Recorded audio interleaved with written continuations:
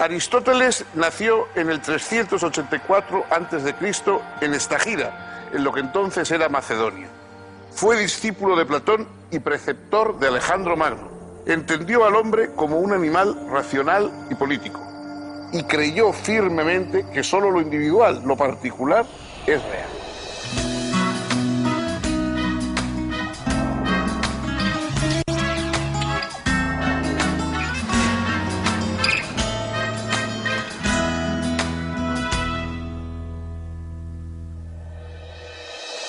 ¿Cómo están, amigos? Bienvenidos. Hoy vamos a hablar de la única figura de talla semejante a la de Platón que hay en la historia de la filosofía, Aristóteles. Aristóteles fue discípulo de Platón, del mismo modo que Platón lo había sido a su vez de Sócrates, pero se alejó en parte muy sustancial de la doctrina de su maestro. En una ocasión cuentan que dijo: soy amigo de Platón, pero más amigo de la verdad. Y por eso tenía que romper, que separarse de la obra de su maestro. Alguien ha comentado que todos los hombres somos o platónicos o aristotélicos. Platón es la doctrina de las ideas, es la búsqueda de un mundo en el que los universales eternos, inmortales, etcétera, se conservan y proyectan su influjo, digamos, conceptual sobre el mundo de la materia. En cambio, Aristóteles es un realista. Aristóteles no cree en otro mundo ideal, sino que cree que los conceptos, que las llamadas ideas, están realmente en nuestro mundo. Es decir, lo que existen son individuos, cosas, objetos, y a partir de esos individuos y objetos, buscando sus semejanzas, nuestra cabeza, nuestra mente es la que busca el concepto y la que crea el concepto. El concepto no está en otro lugar ideal, sino que está en nuestra capacidad de pensar sobre la diversidad del mundo. Vemos cosas diferentes, cosas distintas, y las agrupamos de acuerdo a clases en un concepto, pero ese concepto es una producción nuestra, es una proyección de nuestra capacidad intelectual. El hombre es un animal racional y político. Para Aristóteles, los dos rasgos son fundamentales. Nos distinguimos por la razón, porque somos capaces de pensar y de reflexionar sobre lo que hacemos y sobre todo de asombrarnos, que es el comienzo de la filosofía. El principio de la filosofía es el asombro ante el mundo, el preguntarnos por qué. Y luego somos animales políticos, es decir, tenemos que vivir en la polis, tenemos que vivir en comunidad con los demás. No hay seres humanos que puedan vivir solos, porque todos tenemos lenguaje, somos seres simbólicos y por lo tanto un ser que tiene un lenguaje que él no ha inventado necesita los otros seres para compartir ese mundo de símbolos con ellos.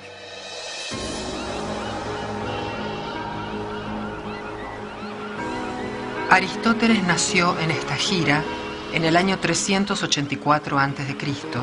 y murió en Calcis en el año 322 a.C.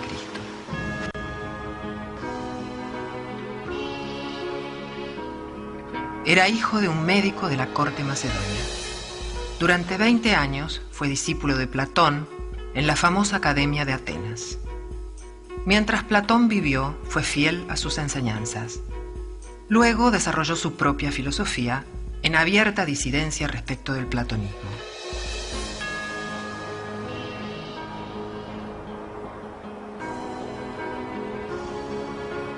En el año 343 a.C., Filipo de Macedonia llamó a Aristóteles a su corte para que fuese el preceptor de su hijo Alejandro. Cuando Alejandro ascendió al trono macedonio, Aristóteles volvió a Atenas y fundó una escuela alquilando un terreno junto al santuario dedicado a Apolo Liceo. De ahí tomó su nombre la escuela aristotélica, el Liceo. Allí Aristóteles se dedicó a investigar y a enseñar lógica, física, biología, ética, política y otras disciplinas. Además fundó, con la ayuda económica de Alejandro, una gran biblioteca y un curioso zoológico.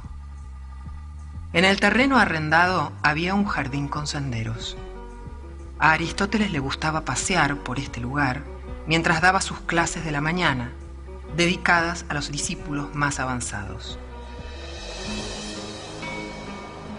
Como en griego paseo o lugar de paseo se dice peripatos, los asistentes a esas clases fueron llamados peripatéticos.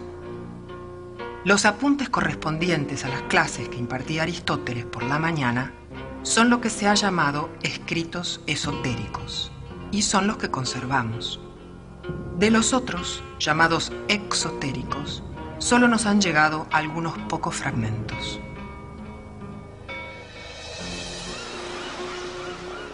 Al morir Alejandro de Macedonia, en el 323 a.C., Aristóteles abandonó Atenas, dejando el Liceo bajo la dirección de su discípulo Teofrasto, y se instaló en Calcis, donde residió hasta su muerte.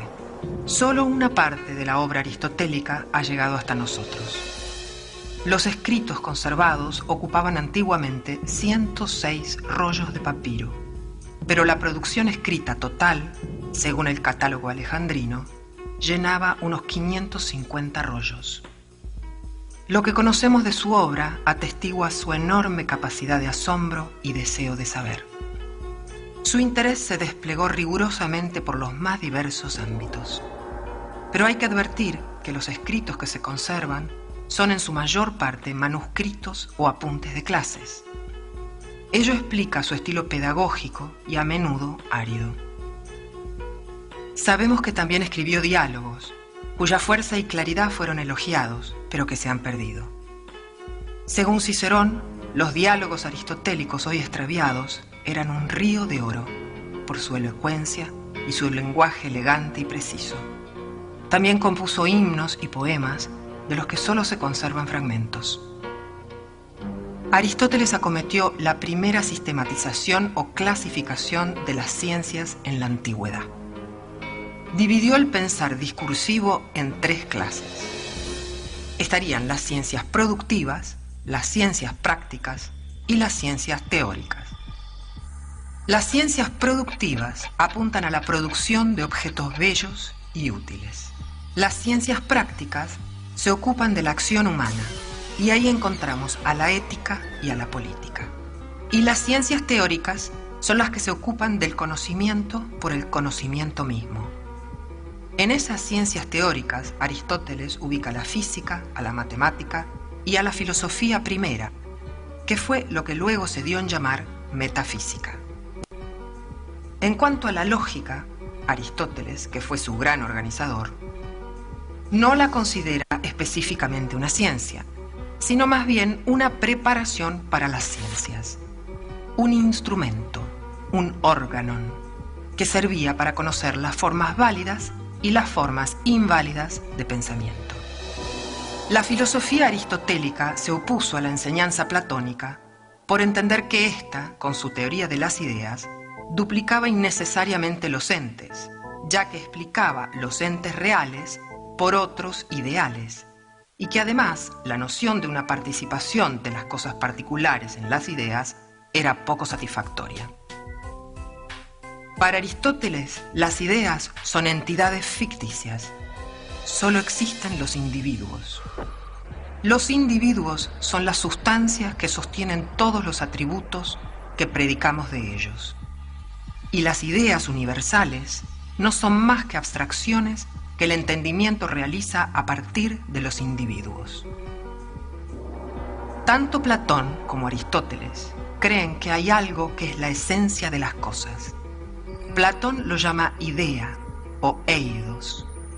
Aristóteles lo llama a veces forma, a veces género, a veces esencia o, en griego, ousia. Los dos apuntan a eso universal y creen que la filosofía tiene que apuntar a eso. Pero la diferencia es que Platón pone esa esencia en un ámbito trascendente y Aristóteles la ubica en un plano inmanente. Lo universal está así en lo particular. Esta concepción de lo individual y particular se refleja en el profundo interés aristotélico por el conocimiento empírico de la naturaleza. A Platón no le interesaba especialmente una reflexión empírica sobre la naturaleza. En uno de sus diálogos, Sócrates hace explícita profesión de este desinterés, diciendo que a él lo que le interesa son las ciudades, los hombres, esas relaciones, y que no le interesa saber cómo está hecho el universo, la materia, todo aquello que había interesado a los presocráticos antes de llegar Platón y llegar Sócrates al mundo de la filosofía. Aristóteles es un científico, o es lo que llamaríamos hoy nosotros un científico. Naturalmente, él no distingue entre lo que nosotros llamamos ciencia y lo que se llama filosofía, porque para él todo es un continuo de conocimiento, todo es un continuo de reflexión sobre la realidad.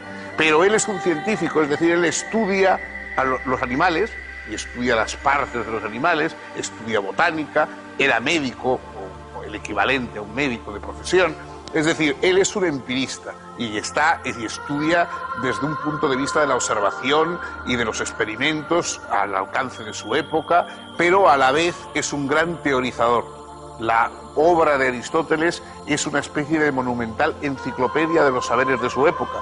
Todavía los saberes no se habían separado, es decir, la física, la psicología, lo que se llama psicología, es decir, la teoría del alma, de la psique, la política y una cosa misteriosa que no tenía nombre y que Aristóteles inventa. Él no le pone ningún nombre, ya habla de ciencia simplemente, de conocimiento, pero el organizador de la obra de Aristóteles, de lo que quedó, de los apuntes y de lo que queda como obra de Aristóteles, Teofrasto, su seguidor en el Liceo, que es la institución intelectual que fundó Aristóteles, Teofrasto, cuando organiza la obra de Aristóteles, coge unos cuantos libros que están y que los pone después de la física y les llama metafísica, es decir, los que vienen después de la física. La palabra metafísica es lo que viene después de la física, lo que para nosotros tiene un sonido también importante respecto a la condición misma de la metafísica.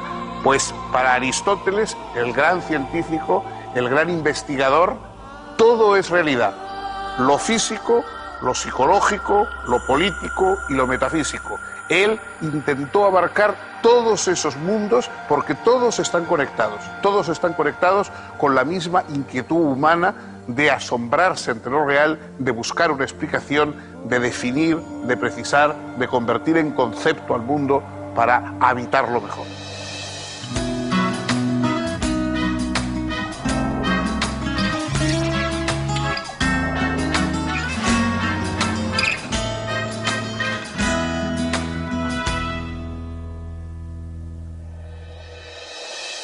Según Aristóteles, nuestros conocimientos primero parten de los sentidos, de la experiencia, y una vez que los hemos captado en nuestro conocimiento sensible, nuestra inteligencia puede realizar una tarea de abstracción, siempre desde esos datos sensibles.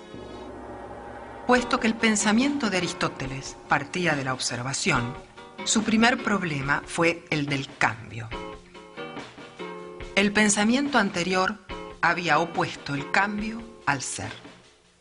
En cambio, Aristóteles acuñó la noción del ser en potencia, que no es un no ser y tampoco un ser pleno, lo que en la terminología aristotélica se denomina ser en acto. Esta noción le permitió explicar el cambio como un paso del ser en potencia al ser en acto. La semilla se transforma y da lugar al árbol, porque la semilla es ya el árbol, pero solo en potencia y con el tiempo. Si las circunstancias le son propicias, va actualizándose. Para explicar el cambio al que todas las cosas del mundo están sometidas, hay que pensar que en cada caso hay algo que cambia. Aristóteles llamó ousia a ese algo. La palabra griega ousia designaba el verdadero valor de una propiedad puesta como garantía en una transacción comercial. La ousia de un terreno era lo que ese terreno auténticamente valía, lo que objetivamente representaba, su realidad. La palabra fue traducida luego por los romanos como substantia, es decir, lo que está por debajo, lo que sostiene. Lo sostenido por la sustancia, explica Aristóteles en su Metafísica, son los accidentes. Una silla puede ser más vieja o más nueva, más clara o más oscura, pero seguirá siendo lo que es. Además de la metafísica, Aristóteles aporta una ciencia, digamos, una área de conocimiento nueva, que es la ética. Ética es a la vez el ethos, el carácter y también la costumbre. La palabra ética juega con ese equivalente en que en la lengua griega solamente una letra distingue a carácter y costumbre. Aristóteles se pregunta cuál es la finalidad que debe buscar el ser humano en el mundo. Todo lo que hacemos es instrumental, sirve para conseguir tal y cual fin. Pero después de todos esos fines, ¿qué hay? Más allá de los fines parciales de nuestra vida, ¿qué es lo que podemos aspirar a encontrar? Aristóteles dice la felicidad. La felicidad es lo que los seres humanos buscamos. Y la ética no es ni mucho menos, como luego ha llegado a ser a partir de visiones más penitenciales, una búsqueda del deber, de la obligación, del sacrificio, etcétera. No. Para Aristóteles la ética es una reflexión sobre la acción humana en busca de la libertad. Y para ello lo que dice Aristóteles es que tenemos que intentar desarrollar las virtudes, es decir, los hábitos que nos dan fuerza, que nos ayudan a vivir mejor, porque no olvidemos que la palabra virtud, la palabra latina naturalmente virtud, viene de vir, de la fuerza viril, la fuerza, la excelencia, incluso la fuerza del guerrero. De modo que la virtud es lo que nos da fuerza frente a la debilidad, que es el vicio. La virtud es lo que aumenta nuestra fuerza y por lo tanto nuestra capacidad de alcanzarnos a la felicidad. ¿Dónde situar las virtudes? Evidentemente hay que situarlas, piensa Aristóteles, en el mundo de la acción humana. En la acción humana tan malo es ir demasiado lejos como no hacer lo suficiente. Tan malo es ser tan valiente que nos convertimos en temerarios y morimos en la primera de las empresas que acometemos, como ser cobarde y pusilánime y no atreverse a hacer lo que debe ser hecho. Por lo tanto, Aristóteles cree que las virtudes están en una especie de justo término medio entre el exceso y el defecto en un campo o un área determinada de acción. ¿Cómo podemos aprender cuál es ese término medio? Para Aristóteles no se basa exclusivamente en una definición de tipo teórico. Tenemos que verlo en la práctica, puesto que la ética tiene que relacionarse con la práctica, tenemos que buscar el modelo de nuestras acciones en la práctica. Hay que fijarse en los spudaioi, en los excelentes, en los magníficos. Es decir, cuando yo me pregunto qué es verdaderamente el coraje, debo pensar, ¿a quién quisiera yo tener a mi lado si estuviera en un momento de peligro? Esa persona en la que pienso es la que me puede indicar qué es el coraje, porque esa persona será un valiente. Si yo pienso qué es la generosidad, pues digo, ¿a quién recurriría yo si estuviera en un apuro, si necesitara a alguien que me apoyase, que me acompañara, que me prestara dinero o lo que fuese? Esa persona en la que pienso es el generoso. Él es el que puede enseñarme en qué consiste la generosidad. Es decir, la reflexión sobre la acción y la virtud no es meramente teórica, sino que busca modelos en la vida práctica. No se trata de ver en qué consiste la virtud, al estilo socrático platónico, de preguntar qué es la virtud en sí, sino más bien encontrar la manera de hacernos virtuosos. Y para ello, además del buen ejemplo, es muy importante el hábito, la práctica, porque la formación del carácter, el ethos, se realiza a partir del hábito. La ética aristotélica es una ciencia de la prudencia y de la convivencia que muestra el carácter eminentemente práctico del filósofo.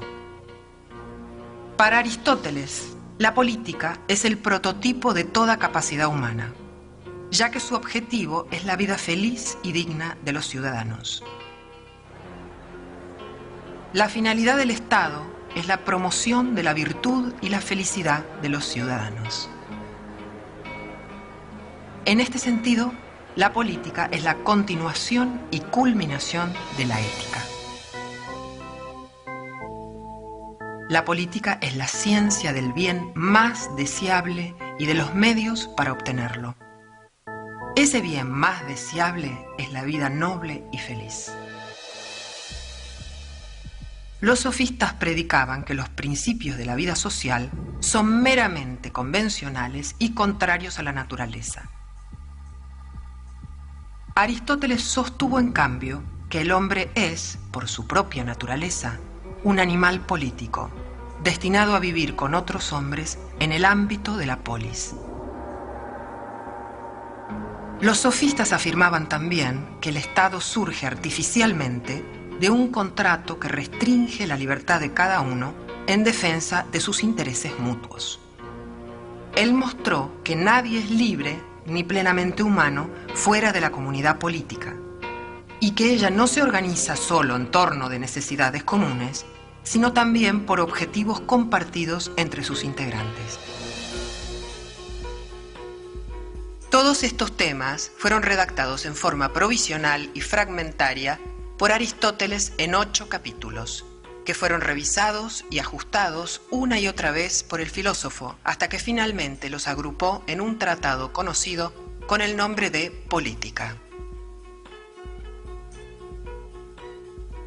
Este carácter práctico también se refleja en su física, que explica el movimiento mediante su teoría de las 4 causas y sus nociones de acto y potencia.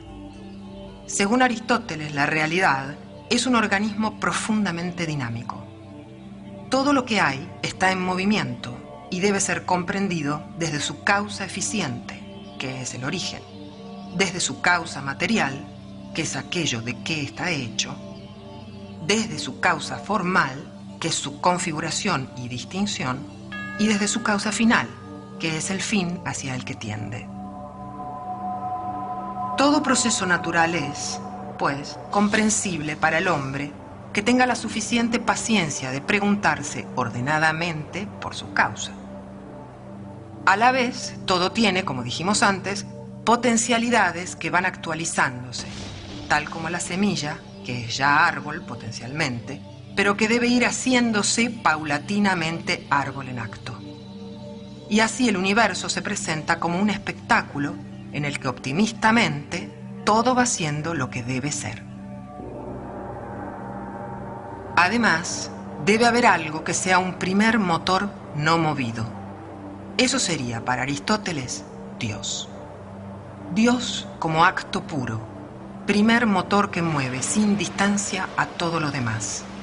Plenitud sin carencia alguna.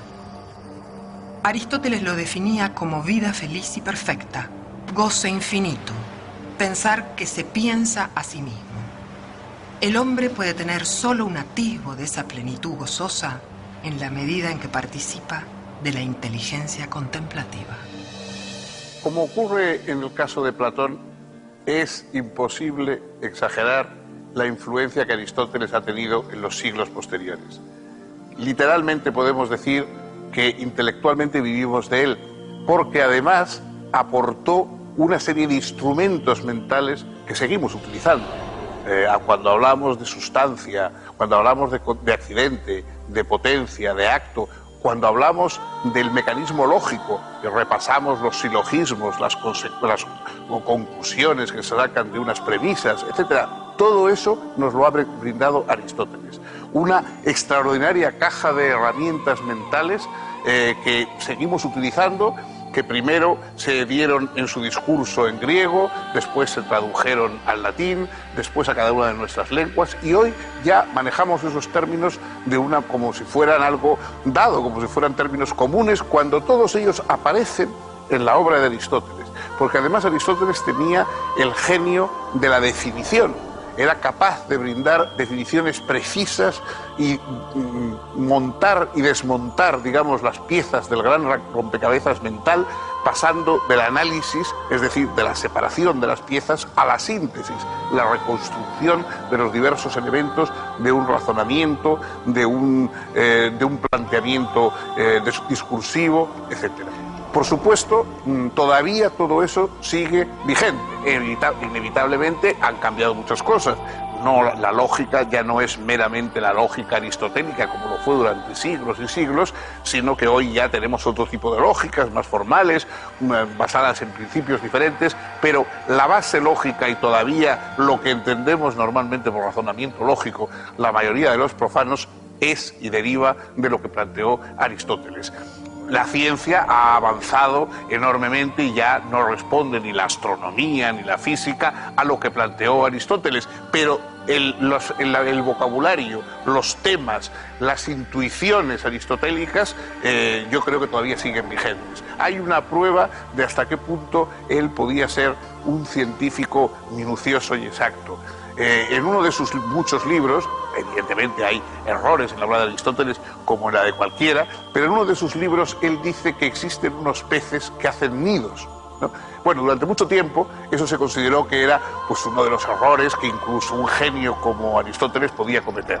Y recientemente, a comienzos del siglo XX, en unas pequeñas islas jonias, allí en el mar de la Jonia, se encontró un tipo de pez que hasta entonces era desconocido y que efectivamente hacía en las rocas unos nidos semejantes a los que describía Aristóteles. De modo que hasta ese punto todavía a lo largo del tiempo Aristóteles puede dar una sorpresa. En el campo conceptual ese magisterio continúa hasta hoy intacto.